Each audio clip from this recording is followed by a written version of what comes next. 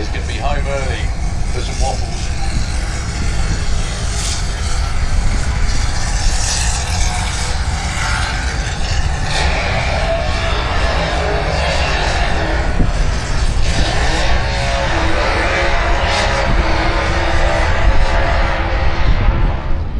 Standing down there against the wall, facing in the other direction this time, which is prudent, mate. Yeah, well done. No, I'm just kidding. It really is good to see him back. So, Michel Turenne with the Pro Dutch Camaro in the Kestrel lane. He was, I can't remember what he ran actually, because he was a little bit off form. The car did sound like it wasn't changing gear. It left okay, but not its usual absolutely shot out of the cannon itself.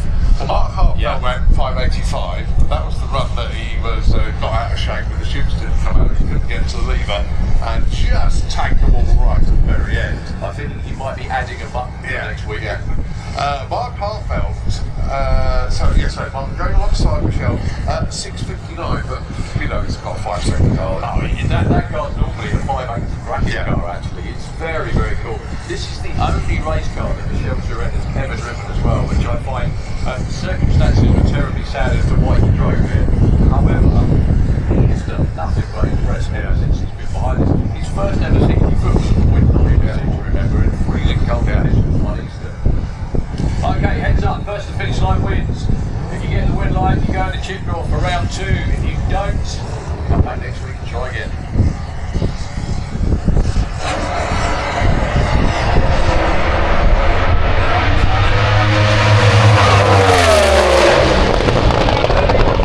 Takes the win. He went 582 at only 207 miles an hour. Oh wow. Oh wow, wow, wow. If anyone down there can hear me, I want to give you Michel Turenne's short numbers. 60 foot, 0.923 for Michel Turenne. 330 for 2.48 seconds to 330. The 8th mile number, I think possibly the quickest I've ever seen a blown door car go to the 8th mile in the UK, apart from the Blackbird obviously. 3.73 at 198. He had the shootout before the finish line, only went 207 miles an hour and still ran 582. That 60 foot time, if anyone in a pro mod in Europe has ever run quicker to 60 foot than 0.923, please tell me. Or yeah, go on. Let's look at the rest of this just for a second. What a race. Mark Hartfeld was 008 off the line. Wow, so I missed that bit. Yeah, but Michel was still 0-2. Mark Hartfeld went 586 at 243, and the win margin of the strike was 0-1-3. I think they might be liking that rule change. Give him a round of applause, please. That was a stunning first race. Well done to the Pro Dutch gang. They're going to love that timing ticket.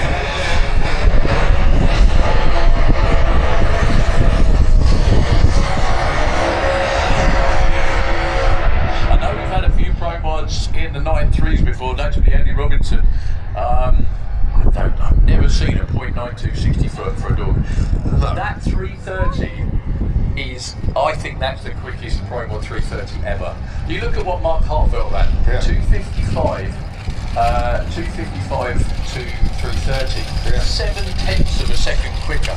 That was an easy mid 570, if not a lot quicker for Michel Turenne. And even the back half, if you look at that number there, even if he runs the back half in 2 seconds, which would be a bit of a boom chip as a 573. Anyway, that comes to play. So, another great matchup here in round 1, UK against Sweden. Lars Schönholm from Blackforce in Sweden. I'm sure everybody at home is watching in. I do know his young lady is expecting their first child a bit later in the year. Come on, give the kid his first present, or her first present as a trophy. His first trip ever to Sandford Raceway, went into the 5s yesterday. I'm sure they're going to be looking for more here this morning. Up against Kev Slyfield, for sale, Blown Bird. I said to him last night in the chip drill, come on, be nice, because Kev's pensioner now. He's officially retired. I keep trying to retire from drag racing as well, but there we go. Just 100th between being quality 596 to 597. They're both damn good on the tree as well. UK against Sweden.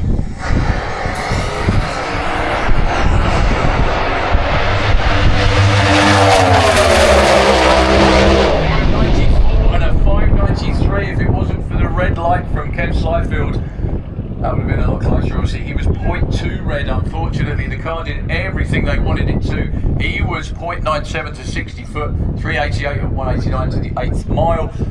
Lars was 061, 0.97 to 60 foot again, 8th mile 3.90, out the back door to a 5.94. Lars's car is going to be, I predict that's going to be stepping up over the next couple of weeks, but that's what they came for.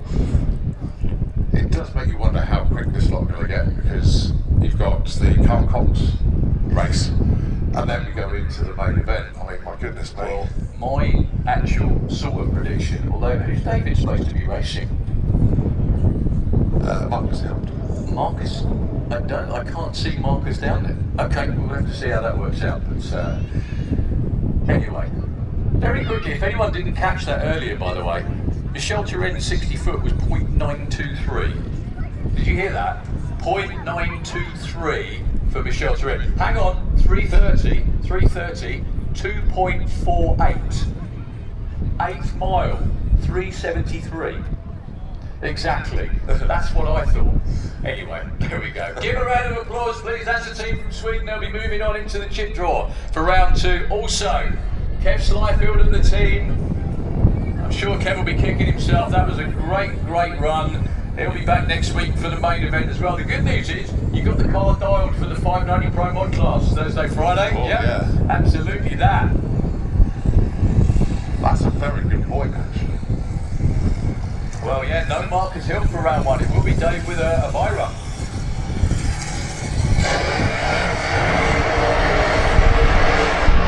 And with no alternates either, so... Yeah, I'm not sure what happened to Marcus. Well, we did have a big blower sneeze yesterday, do you remember? Oh, yes, he did, yeah. Yeah, lots of bits. And all sorts. He's actually entered for the main event again next weekend. Hope they can get it all fixed. So, the only person that's been close to those numbers is another guy from Holland. I know he went 370, I think he went about 374 to the 8th, David, a couple of years back. But these conditions really are, again, if you're watching in, a bit of cloud cover obviously, cool air, great racetrack, absolutely prime time for going fast in a door car. So his wife Ellen will bring him into stage. It's good to see Dick back there on the start line. You can't keep a good man down.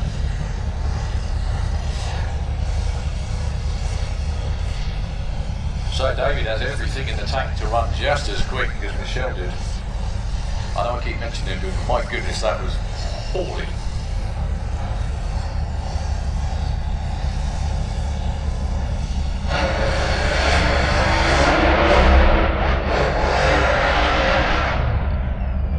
Big tyre shake off the starting line. There's lots of new stuff. Also, like Dick said, because they changed the body, they can change the tyres back to beadlocks, which are lighter, hopefully to help with tyre shake. But Dave's car hardly ever used to shake the tyres, and that's a couple of times this weekend it's been knocked sideways by the dreaded shake. He's still in the chip drill for round 2. And here we go with our marquee matchup from the marquee. What? Oh boy. Literally, as I was walking back to the pits, Yellow's team were like, why? Why do you keep doing this to us? We don't, no one does it to you. It's just the way it goes. It's How much do we need to pay so we don't face him? I was like, well, you have to face him in the final at some point, so take him out in round 1. absolutely that.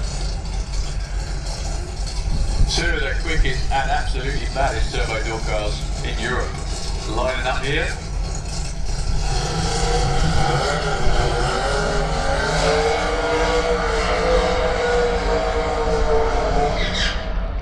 Both of them from, thank you very much indeed, Ben, good you're back. We need more air horns, right? We do. We need them. Ben, start it, sort it out. Yeah. Get some Oh, fire. oh, we got that yes. one. Oh yeah. We got a battle. Yeah.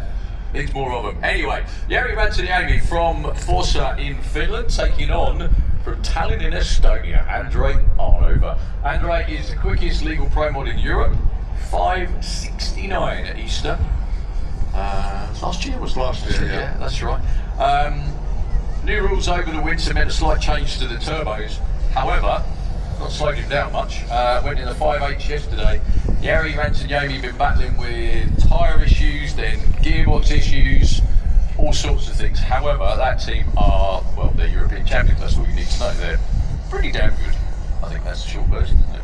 So, yeah, so absolutely two of Europe's baddest turbo door cars on the line for round one here at the Doorslammers. Also, defending champ from last year, Andre Arnover. This was the final last year. I'm pretty sure as well he doesn't run the boost controller at this event. Hence the 255 mile an hour speed yesterday. It was knocking on the door at 260 last year. Cool air that turbos like, and a racetrack that turbo cars love. They're going to spool up the turbos. Dave's going to flick the switch. One of them will be in round two.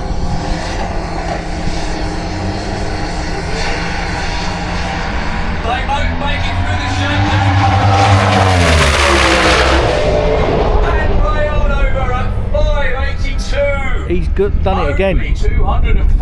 Only 243 miles an hour. Jari Rantanjärvi, 587, his first full run of the weekend. 248 miles an hour. Andre Arnover was off the line first, 0.3 to a 0.7, and he was never headed all the way down the track. Wow. Again, that could have been the final. It should have been, maybe should have been the final, who knows. Put your hands together for both teams. That was one hell of a race. See what, they've all bought their own game, haven't they?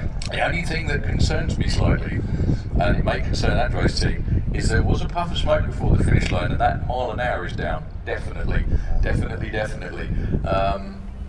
It's really, I don't want to say slow, but a lot slower than it normally is on the 60 as well. Only one flat to 60 foot for Andre Arnover. He left, leaving quite a lot on the table at the moment. Only 387 to the 8th mile.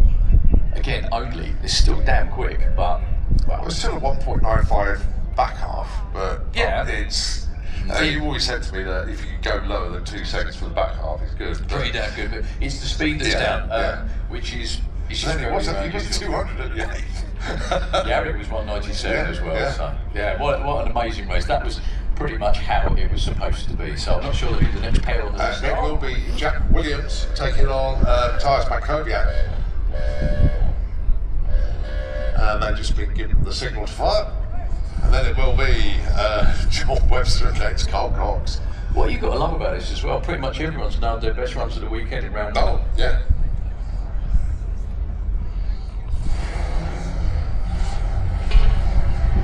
So Poland against the UK this time.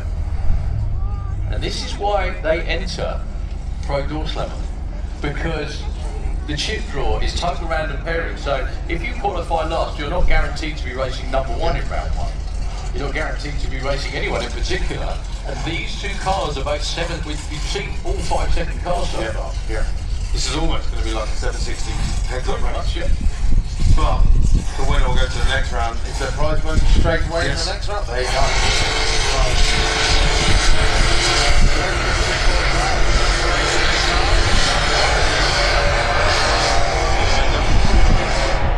There's a number of people over the years that have gone really deep into donations with cars that really weren't the quickest, and I'm not being rude, I'm just being 100% honest. One of those, I think, was Dave Swift a few years ago, wasn't it, as well? Yeah. Dave stuck around for a few rounds on race day. Well done to the team from Estonia. Keeping on doing what they keep on doing.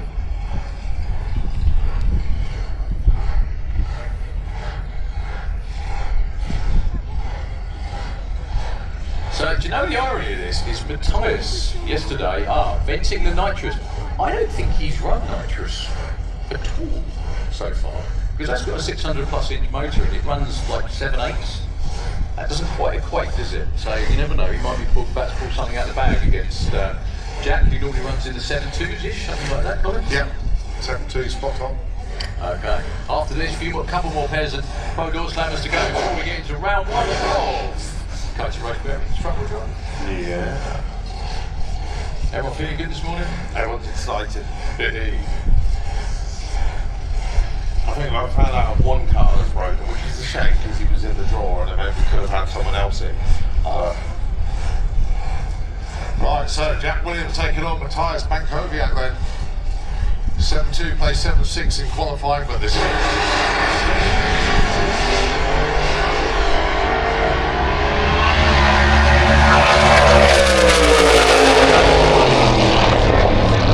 Matthias' best run of the weekend, though.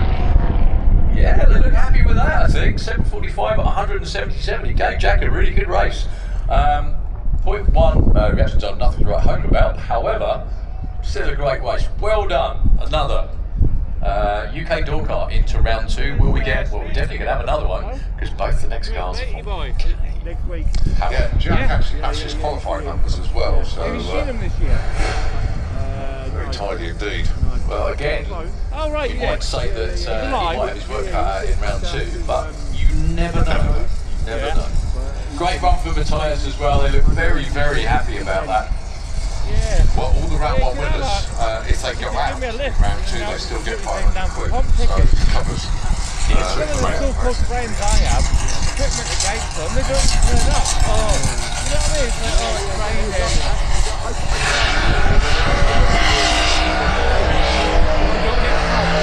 I'll see him next week. Tell him to see what he wants to see. Obviously, both of them. Craig, maintenance manager. Yeah.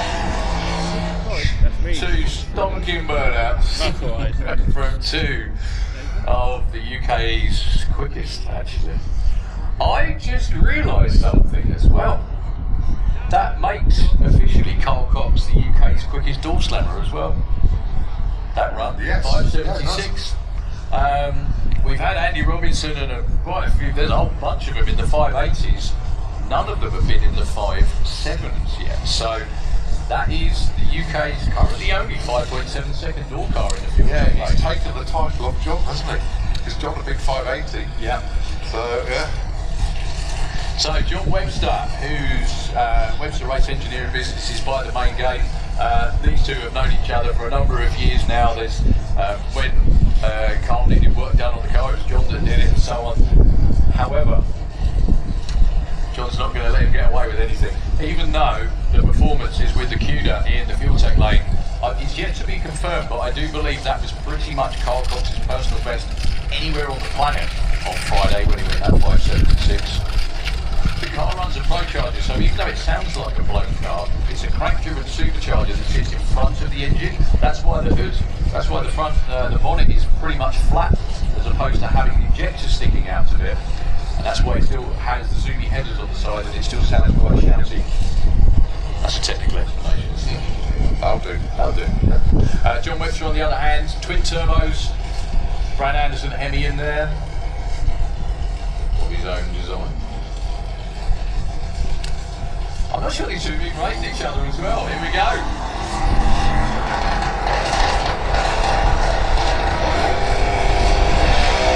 Big upshot for John Webster.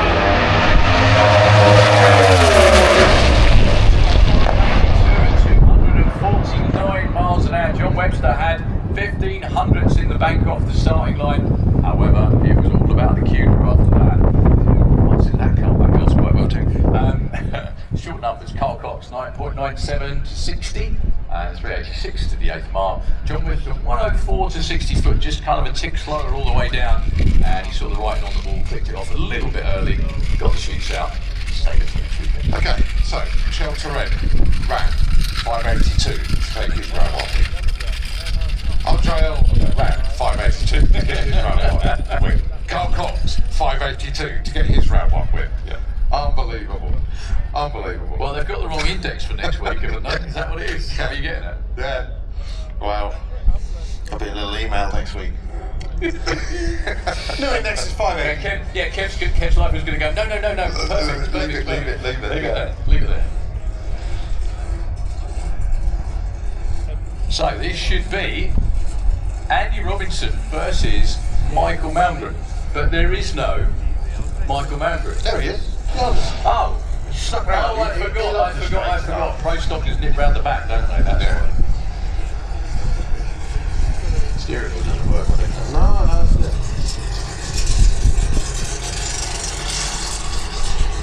Great power steering.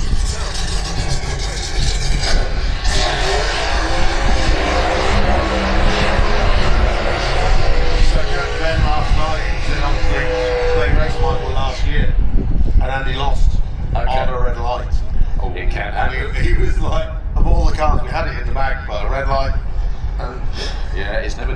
done, is it? The biggest problem for Michael, as always, is hearing his own car. It's that big shouty car in the other lane. Well, he's loud. So the car that Andy's driving was built by him and his son Luke. It's built by him, it's cheap by his son Luke. And it is one badass piece of kit as well. It's been into the 580s on a number of occasions. Little rule change before the start of the season for the FIA this year, the FIA series. Helped them out with a little bit more overdrive. Whereas Pro Stock rules never change. Ever. 500 cubic inches, racing gasoline, that's about it. I know they've done a rule change and set to go back to Yeah, that's that tinkers up, frankly, around the edges, but tinkering. I think it's got bigger, but aesthetically it just looks better. It does, yeah, I get it. But also some people just like flat hoods, you know. But it's talking, on that subject, talking to Joe Baxter last night, he said he absolutely, he had to make his own throttle body because he did not want a lump in the hood. He just wanted it to look, you know, as it came out of the factory. Doesn't go like it came out of the factory. No. So, low door car from the UK against Pro Stocker from Sweden.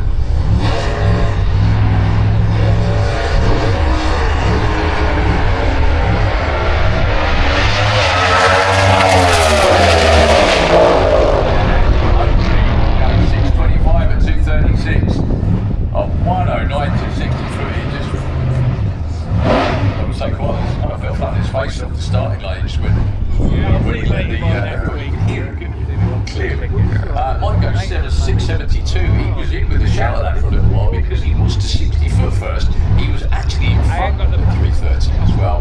But then the bloke car started picking up his usual pace. With 625 and 236, it's not going to be a time slip there. I'm overjoyed with round win. They'll take. And he nearly did it again. He went on a two-step and then went all okay, last pair. How many cars from the UK have we got in round two? Right, obviously, Kevin didn't make it through, we know that. We've got Carl Cox has gone through, Andy Robertson's gone through, Jack Williams has gone through. So three, I beg your pardon. It's pretty good. And then the rest of it is Sweden, Estonia, Holland, and would it be Switzerland or Norway? Taking the final chip. Now, I'm going to make a prediction, a very bold one. This is the one where the end result is absolutely knows it. But the thing is that the guys that tune that car are running. First of all, the guy that built it is the guy that tuned it, Matt Bragg. And Matt Bragg was the guy that made that amazing Willis that he had a couple of years ago. Run like a bandit to half track. He knows what he's doing.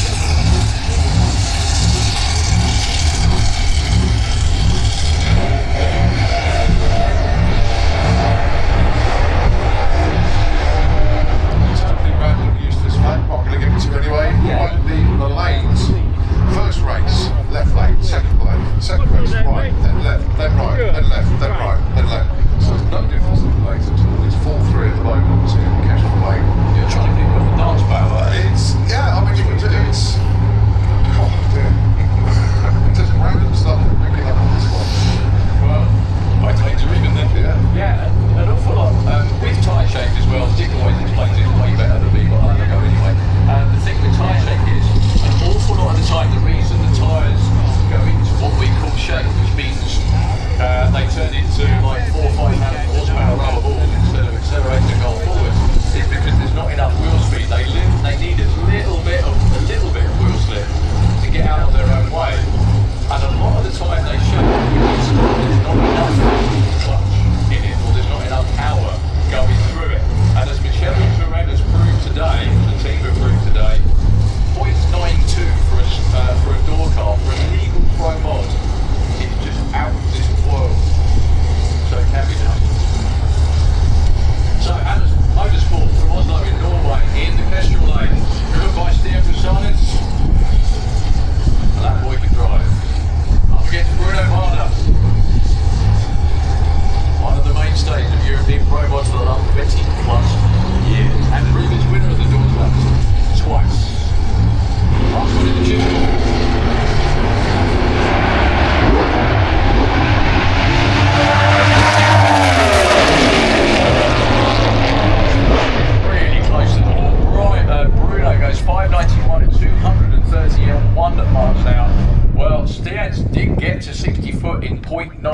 but unfortunately it was with the tyres shaking. He had to pedal the car, get back on it again, try and stay with Bruno, but golden rule of Pro Modified, never underestimate Bruno. Useless fact to do there. Can't live as right.